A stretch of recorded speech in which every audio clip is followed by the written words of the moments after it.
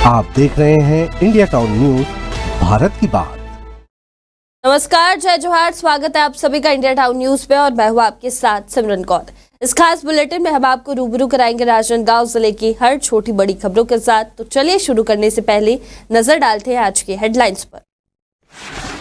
मेघादान में टिकट नहीं मिलने पर पूर्व पार्षद का छलका दर्द। मेघादान में श्राव्या वैष्णव के रोने का वीडियो हुआ वायरल। बीजेपी पर परिवारवाद का लगाया आरोप। राजनांदगांव के मोतीपुर नवागांव में युवक की हत्या। पुरानी रंजिश में दिया वारदात को अंजाम। पुलिस ने आरोपी को किया गिरफ्तार।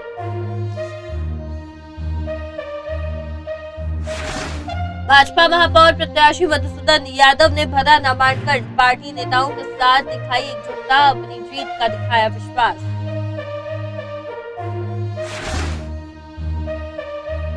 यातायात सप्ताह के तहत हेलमेट रैली का आयोजन। जागरूकता का फैलाया संदेश।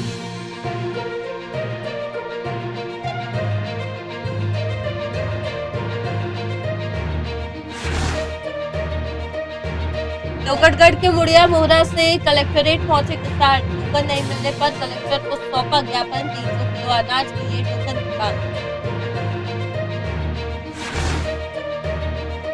पटेवा से मधु भुवनेश्वर बघेल ने दाखिल किया नामांकन।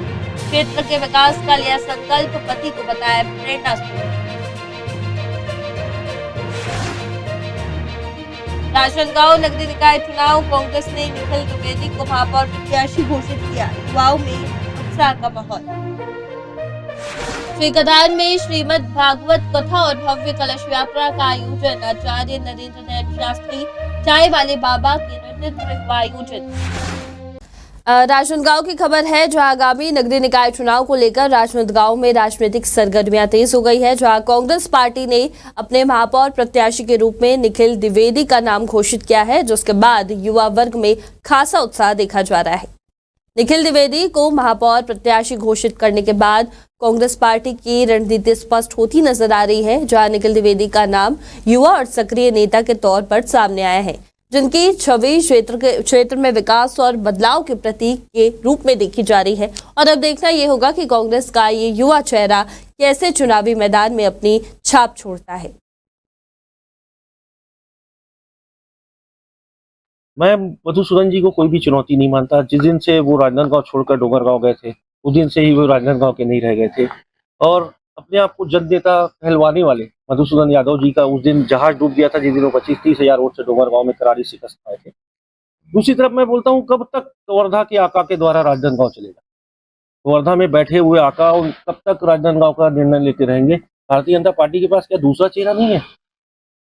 भारतीय जनता पार्टी लगातार कभी जिलाध्यक्ष बनाती है, कभी महापौर का चुनाव लड़ाती है, कभी सांसद लड़ाती है, कभी विधायक लड़ाती है, और कितने बार मधुसूदन का नाम ले लेकर वो जनता से वोट पाती। जनता समझ चुकी है, एक युवा को कांग्रेस पार्टी ने मौका दिया है, उनके सेवक को मौका दिया है, राजनांदगांव के बेटे को निक्कू को मौका दिया है, और सारे शहर की जनता मेरे साथ है। भाई ये चुनाव जरूर जीत। तो यही कहना चाहूंगा कि सामान्य वर्ग तो मेरे साथ है, साथ में ओबीसी वर्ग भी साथ है, एससी वर्ग भी साथ है, और सारे समाज मेरे साथ है। और मैं सभी समाजों को प्रणाम करते हुए, सबको निवेदन करते हुए वोट की अपील करूंगा कि मुझे एक मौका दीजिए। मेरा ये पूरे भविष्य का करियर का सवाल है कि बहुत 20 साल की मेहनत के बाद मुझे ये चुनाव लड़ने का पहली बार मौका मिला है। तो मैं चाहता हूं कि राजनांदगांव की जनता का अपार स्नेह मुझे मिले और मैं अपने आप को जन नेता कहलवाने वाले नेता को शिकस्त। आप भी सनातन से जुड़े हैं, लगातार धार्मिक रैलियों का आयोजन किए, क्या लगता है ये फायदा भी आपको मिलेगा? देखिए, मैं महाकाल जी का भक्त हूँ और महाकाल जी की सेवा में हमेशा रहता हूँ। हर महीने उज्जैन जाता हूँ और महाकाल जी की यात्रा भी मैं निकालता हूँ, लेकिन मैं इसको राजनीतिक रूप से नहीं देखता।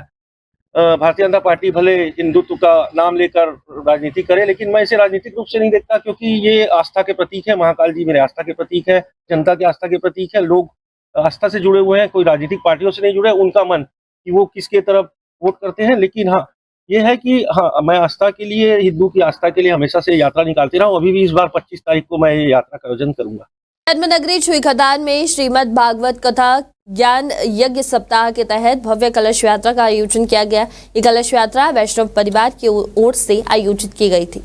वहीं इस अवसर पर कथावाचक आचार्य नरेंद्र नयन शास्त्री, जिन्हें चाय वाले बाबा के नाम से भी जाना जाता है, उन्होंने बताया कि वो कथा के द्वारा प्राप्त दान से अब तक 332 बेटियों का कन्यादान कर चुके हैं और उनका ये कार्य समाज में एक प्रेरणा का स्रोत बन चुका है, जहां चाय वाले बाबा केवल कथावाचक के लिए प्रसिद्ध नहीं है, बल्कि वे अपनी भविष्यवाणी और चावल देकर भविष्य बताने की कला के लिए भी जाने जाते हैं।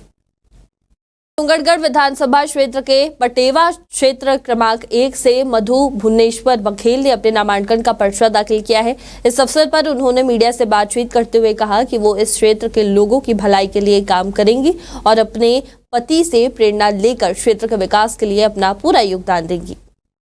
मधु भुवनेश्वर बघेल के पति, जो पहले विधायक रह चुके हैं, उन्हीं से उन्हें राजनीतिक और सामाजिक सेवा में योगदान देने की प्रेरणा मिली है। उनका कहना है कि वे अपने पति द्वारा किए गए कार्यों को आगे बढ़ाते हुए पटेवा क्षेत्र में विकास और समृद्धि की दिशा में काम करेंगी। मैं क्रमांक क्षेत्र 1 से पटेवा जिला सदस्य के लिए फॉर्म भरी हूँ और मैं भी जनता की सेवा करना चाहती हूँ। एससी महिला आया है तो, और मेरे घर से सभी लोग समाज की सेवा, जनता की सेवा करते आ रहे हैं। मेरे पापा जी हैं जो 40 सालों से मेहनत करते आ रहे हैं, जनता के बीच जाकर बैठ रहे हैं, सेवा कर रहे हैं, पार्टी की सेवा कर रहे हैं। मेरी माँ जी है जो जनपद सदस्य थी, उन्होंने भी जनता की सेवा की है, समाज की सेवा की है।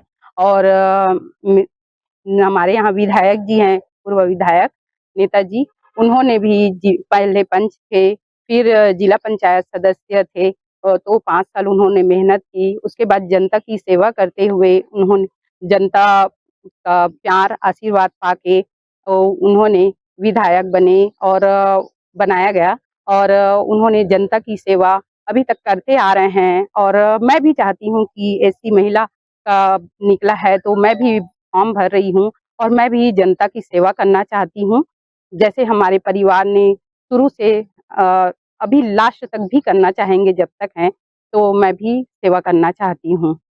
राजनांदगांव की खबर है, जहां यातायात पुलिस द्वारा यातायात सप्ताह मनाया जा रहा है और इस अवसर पर विभिन्न कार्यक्रम आयोजित किए जा रहे हैं ताकि शहरवासियों में सड़क सुरक्षा और यातायात नियमों के प्रति जागरूकता बढ़ाई जा सके। और इसी के तहत आज शहर में हेलमेट रैली का आयोजन भी किया गया है।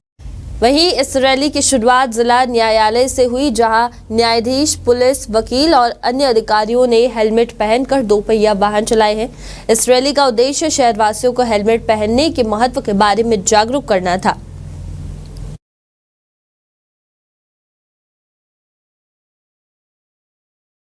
राजनांदगांव में आगामी महापौर चुनाव को लेकर आज भाजपा के महापौर प्रत्याशी मधुसूदन यादव ने अपना नामांकन दाखिल किया है। इस मौके पर उनके साथ भाजपा के वरिष्ठ नेता सुरेश एच लाल, संतोष अग्रवाल, सौरभ कोठारी, कोमल राजपूत और जिला अध्यक्ष भी मौजूद रहे। नामांकन के बाद भाजपा के प्रत्याशी मधुसूदन यादव ने पार्टी कार्यकर्ताओं और समर्थकों से मिलकर अपनी जीत का विश्वास जताया है। उन्होंने कहा कि उनकी प्राथमिकता शहर के विकास और जनहित के मुद्दों को लेकर काम करना रहेगा। वहीं पार्टी नेताओं के साथ एकजुटता और सामूहिक प्रयास दर्शाता है कि भाजपा इस चुनाव को लेकर गंभीर है और पूरी ताकत से चुनावी मैदान में उतरी है।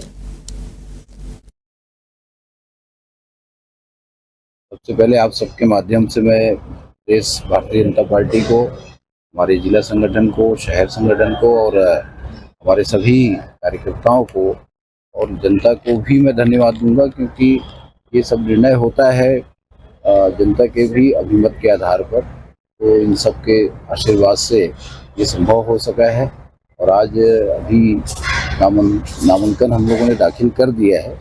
कल विधिवत हम 51 पार्षदों के साथ फिर से एक नामांकन करेंगे जिसमें हमारे सभी प्रमुख लोग रहेंगे।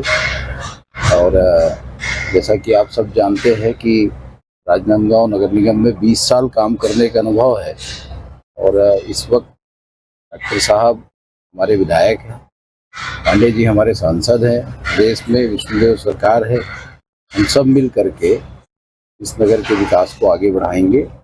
जहाँ हमने 5 साल पहले नगर निगम को छोड़ा था, तो नगर निगम आज तुरंत वहीं खड़ा है, बल्कि और व्यवस्थाएं बिगड़ गई हैं। ये सब व्यवस्थाओं को ठीक करेंगे। आने वाले 4 साल में हमारे सभी जनप्रतिनिधियों के सहयोग से एक अलग राजनांदगांव का निर्माण होता आप देखेंगे। भाजपा ने कि अनुभव के सामने कांग्रेस ने जो है युवा चैरिटी टिकट मिला निखिल दीदी कांग्रेस के विषय में हमने कुछ नहीं किया। छुई खदान की खबर है, जहां नगर पंचायत में टिकट नहीं मिलने पर पूर्व पार्षद श्रव्या वैष्णव का दर्द छलका है। उन्होंने रोते हुए एक वीडियो जारी कर पार्टी पर गंभीर आरोप लगाए हैं। वहीं वीडियो वायरल होने के बाद स्थानीय स्तर पर कई महिला कार्यकर्ता श्रव्या के समर्थन में नजर आई हैं। भाजपा ने प्रदेश संगठन चुनाव प्रभारी खूबचंद पारक की बेटी शीतल जैन को टिकट दिया है। वहीं श्रव्या वैष्णव ने वीडियो में पैराशूट प्रत्याशी उतारने की बात कही है और उनका कहना है कि इस नाम की कोई चर्चा नहीं थी। और वीडियो में श्रव्या वैष्णव ने कहा है कि राजनीति में महिलाओं के लिए आगे बढ़ना बहुत मुश्किल है और उन्होंने अपने परिवार और बच्चों की परवाह किए बिना पार्टी के लिए दिन रात काम किया है, लेकिन उनकी मेहनत का कोई मूल्य नहीं समझा गया। जय श्री राम। मैं श्रव्या वैष्णव, पूर्व पार्षद, वार्ड नंबर 1, नगर पंचायत शिवदान से। आज मैं ये वीडियो उन सभी महिलाओं के लिए बना रही हूँ जो राजनीति के क्षेत्र में काम करती है, अपने पार्टी को आगे बढ़ाने के लिए मेहनत करती है। महिलाओं के लिए राजनीति करना इतना आसान नहीं है। उन्हें अपना परिवार, अपने बच्चे सब छोड़कर कार्य क्षेत्र में निकलना पड़ता है, काम करना पड़ता है। मैंने भी बहुत मेहनत किया था। मेरे साथ की बहुत सी महिलाएं मैं देख रही हूँ आज जो बहुत मेहनत कर रही हैं। उसके बाद आया आरक्षण। मैं बहुत खुश हुई थी। आरक्षण क्यों दिया गया था? ताकि महिलाएं आरक्षण के जरिए आगे बढ़ सके। जो महिलाएं सशक्त हैं, अपनी मेहनत से आगे बढ़ रही हैं। पर हमें क्या मिला रिजल्ट? कुछ नहीं। हमारे इतनी मेहनत को ना देखते हुए उन महिलाओं को आगे बढ़ा दिया गया जिनके ऊपर उनके पिताजी या बड़े नेताओं का हाथ था। क्यों? हमारा मेहनत नहीं था? हमने मेहनत नहीं की थी? ये काफ़ी नहीं था? उनसे भी मेहनत करवाते, धूप में, पानी में अपने बच्चों को छोटे छोटे छोड़कर बाहर निकलते देखते, तब पता चलता कि कैसा लगता है। आज हमें ये बोलकर पीछे कर दिया गया कि ठीक है, कुछ साल और देख लीजिए, अभी तो शुरुआत है। क्यों शुरुआत है? 5 साल हमने मेहनत की, कम थी क्या? हमने इतना बढ़ चढ़कर काम किया। हमें किसी चीज़ की परवाह नहीं की, अपने घर की, अपने बच्चों की, किसी की परवाह नहीं की। ये कमी थी क्या? आज मुझे इस चीज़ का बहुत मन से बुरा लग रहा है। मैंने बहुत मेहनत की थी और मुझे ये बोलकर पीछे कर दिया गया कि हमने सक्रिय सदस्यता अभियान में भाग लिया था। हमने सक्रिय सदस्यता दिखाई थी। क्यों करवाया गया था? अगर हमें आगे नहीं बढ़ने देना था, हमें भी बता देते, हम भी घर बैठे रहते। राजनांदगांव की खबर है, जहां राजनांदगांव के मोतीपुर नवागांव में एक व्यक्ति की धारदार हथियार से हत्या का मामला सामने आया था, जिसमें पुलिस ने कार्रवाई करते हुए आरोपी को अब गिरफ्तार कर लिया है। पुलिस के अनुसार हत्या की वजह पुरानी रंजिश बताई गई है। मृतक की पहचान छविलाल विश्वकर्मा के रूप में की गई है, जहां मृतक और आरोपी दोनों के बीच नवागांव के बाबूटोला मड़ई मेला में कहासुनी हुई, जिसके बाद गुस्से में आकर आरोपी ने धारदार हथियार से मृतक पर हमला कर दिया था। वहीं मौके पर पहुंची पुलिस ने सीसीटीवी फुटेज और आसपास के लोगों से पूछताछ के बाद आरोपी जितेंद्र खर्रे का पता लगाकर उसे गिरफ्तार किया है। कल मोतीपुर इलाके में बाबूटोला नवागांव में जहां मड़ई का प्रोग्राम चल रहा था, वहां पे हमें शाम को 5 बजे सूचना मिली कि एक व्यक्ति घायल अवस्था में पड़ा हुआ है। तत्काल मौके पर पहुंचकर जब पतासाजी की गई, आजू बाजू के सीसीटीवी फुटेजेस और लोगों से जानकारी ली गई, तो घायल व्यक्ति का नाम छविलाल विश्वकर्मा पाया गया और उसको उन्हीं के मोहल्ले के रहने वाले जितेंद्र खरे द्वारा धारदार हथियार से उनको गंभीर रूप से घायल किया है और पत्थरों से भी उनके सर पर वार किया गया, जिससे उनकी घटनास्थल पर ही मृत्यु हो गई। और तत्काल घेराबंदी करके जितेंद्र खरे को हमारे द्वारा हिरासत में लेकर पूछताछ की गई, जिसमें उनके द्वारा ये बताया गया कि लगभग 2 महीना पूर्व उनकी किसी बात को लेकर मृतक के साथ में कहासुनी हुई थी, जिससे वो उनके बीच में रंजिश चल रही थी। इसी बात को लेकर आज गुस्से में उसने मौका देखकर मृतक छविलाल वर्मा की हत्या कर दी। मृतक जो था उसका कोई पुराना था? हाँ, मृतक के ऊपर पूर्व में 2014-15 में 307 और आर्म्स एक्ट के मामले दर्ज हो चुके हैं पहले से। आरोपी का संतुलन थोड़ा खराब है, दिमागी संतुलन ऐसा बातचीत से नज़र तो नहीं आ रहा है, लेकिन कई बार उनकी हरकतें, उनके परिवारजनों का ऐसा कहना है कि ये रात में बड़ा आता रहता है। और लेकिन चूंकि पूर्व में इनके द्वारा इस टाइप की घटनाएं कारित की गई हैं, तो आदतन अपराधी इस बात से इनकार किया नहीं जा सकता। आगामी नगरपालिका चुनाव को लेकर राजनांदगांव में नामांकन का दौर आज भी जारी रहा, जहां भाजपा, कांग्रेस और अन्य कई प्रत्याशियों ने अपने नामांकन पत्र तहसील कार्यालय में जमा किए हैं।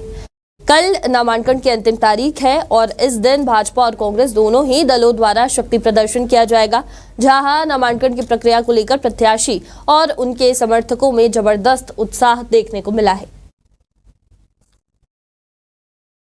डोंगरगांव की खबर है, जहां नगर पंचायत के आगामी चुनाव को लेकर कांग्रेस ने अपने प्रत्याशी की सूची जारी कर दी है, जहां पीसीसी अध्यक्ष की सहमति से कांग्रेस ने डोंगरगांव नगर पंचायत अध्यक्ष पद के लिए वर्तमान पार्षद पुष्पा देवी यदु का नाम फाइनल किया है।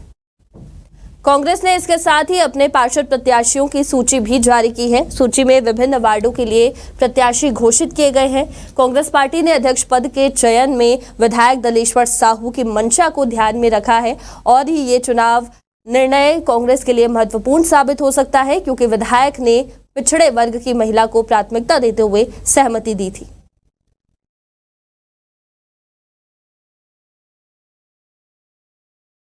और इसी के साथ आज की इस खास बुलेटिन में फिलहाल इतना ही। बने रहिए इंडिया टाउन न्यूज के साथ और मुझे दीजिए इजाजत। नमस्कार।